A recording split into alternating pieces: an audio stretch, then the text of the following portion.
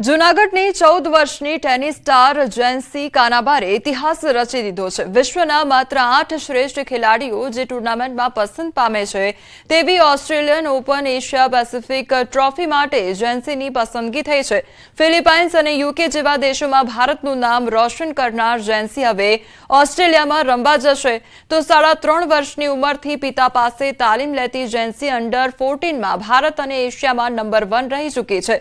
Mobile યુગમાં social media थी दूर रहीने रोज 6 कलाक मैदान पर परसेवो पाड़ती जेन्सीए साबित कर्युं छे के मेहनतनो कोई विकल्प नथी। भारतनी आ दीकरी हवे ऑस्ट्रेलियाना मैदान पर भारतनो तिरंगो लहराववा सज्ज छे।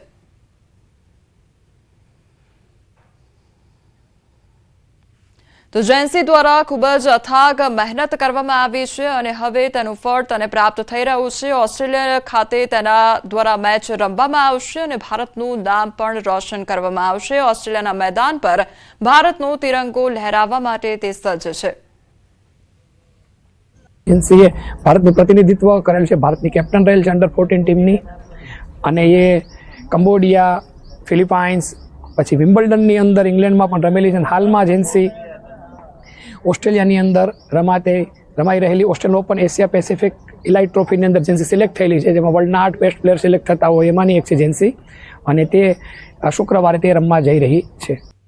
हूँ 3.5 वर्षनी थी त्यारथी हूँ टेनिस रमूँ छूँ।